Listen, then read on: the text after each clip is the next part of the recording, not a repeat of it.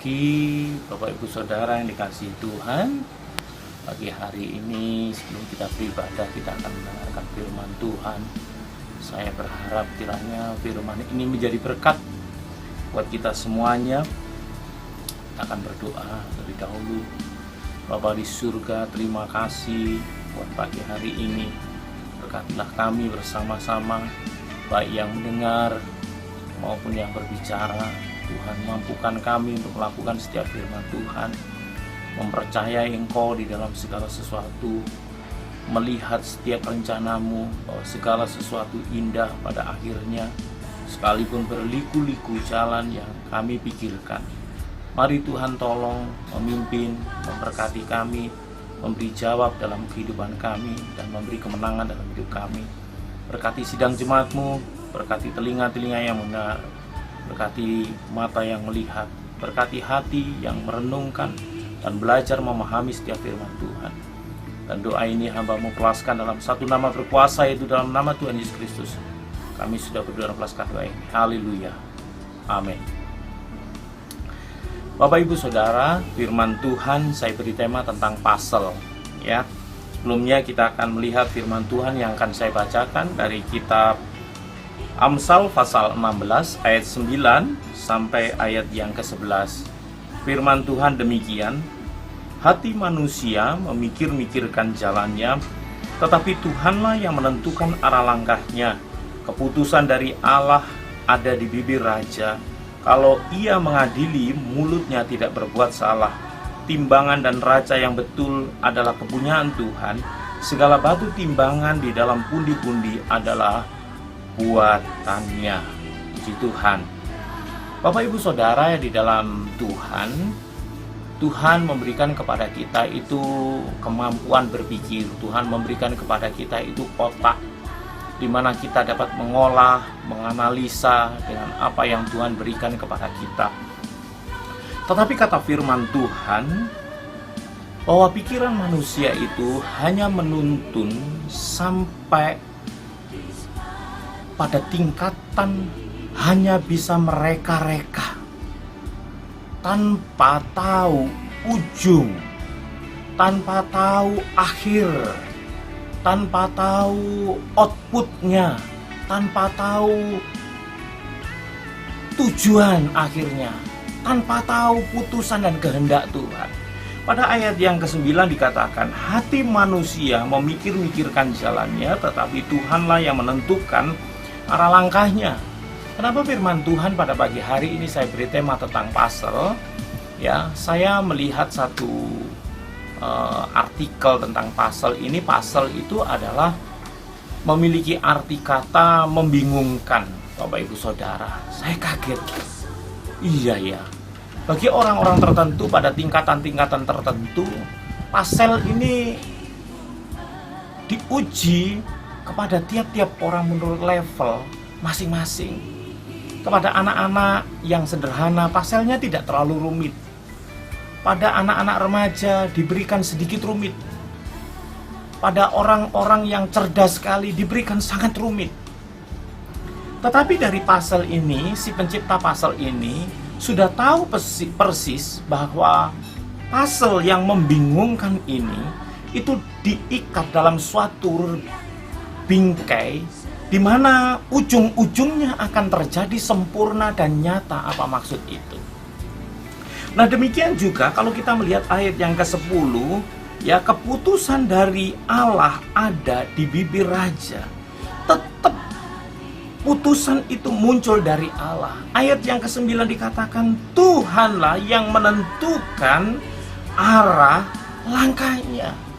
Kita itu hanya mampu memikir-mikirkan. Kita itu hanya mampu menelaah.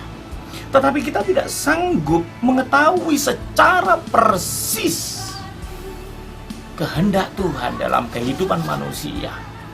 Terus apa yang perlu kita lakukan ketika kita menghadapi hal yang demikian? Kita seringkali berkata kepada Tuhan, ya, atau berharap kepada Tuhan lebih besar daripada kenyataan-kenyataan yang seringkali terjadi dalam hidup kita. Pada zaman Tuhan Yesus turun ke bumi, ya, pada zaman Tuhan Allah menjadi manusia, Ditulis di sana bahwa dia datang sebagai raja.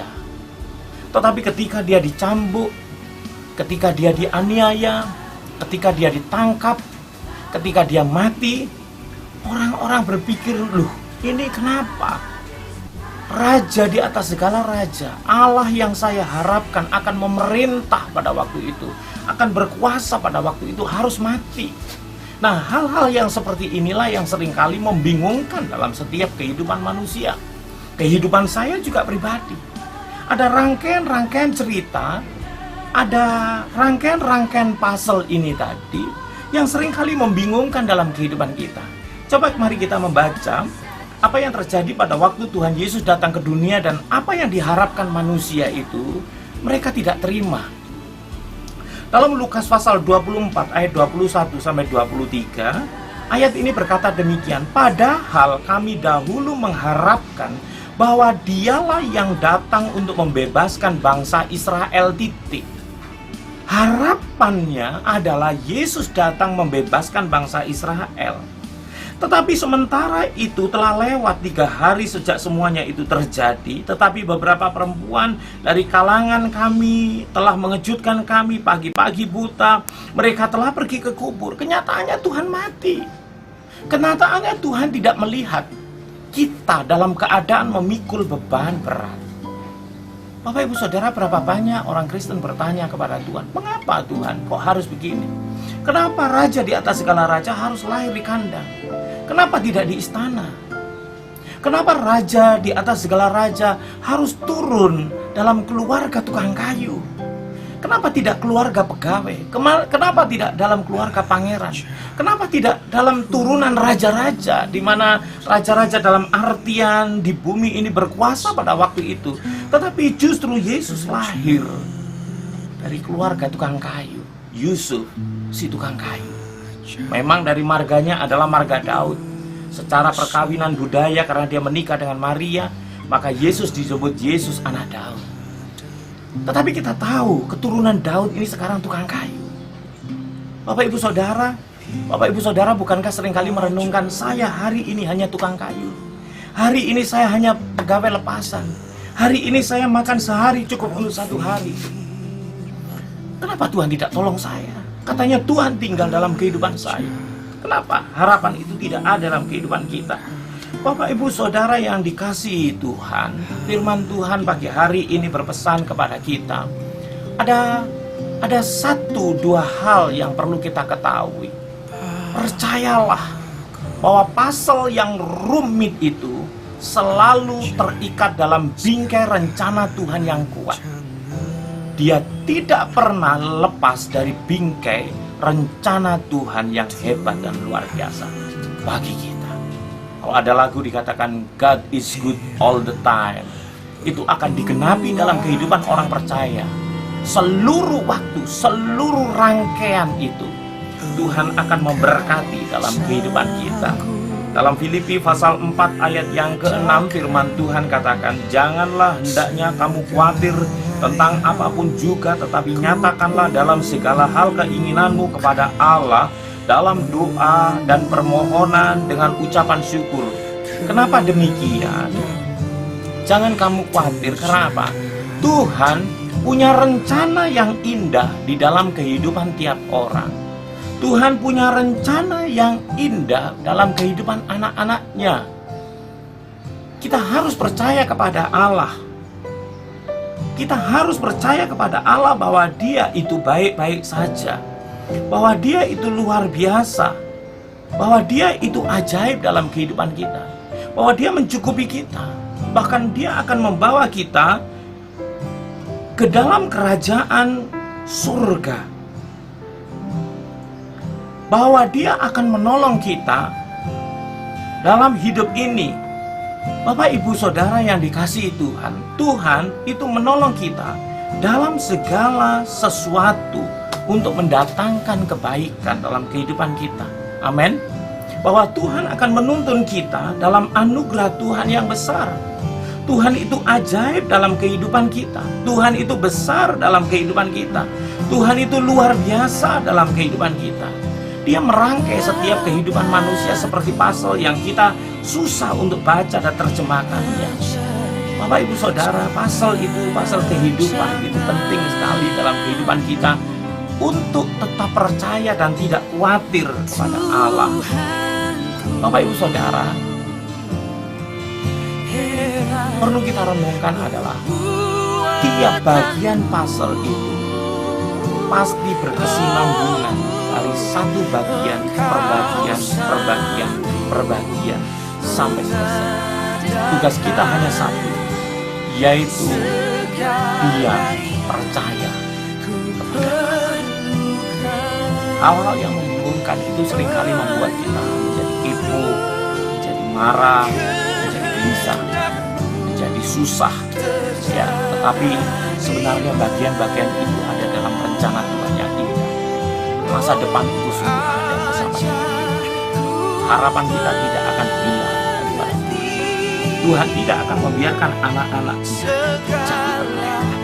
Tiap-tiap potongan episode kehidupan manusia itu tidak dapat berdiri sendiri, Bapak Ibu. Kalau Tuhan punya maksud dalam cerita A, Tuhan pasti punya sambungan dalam cerita.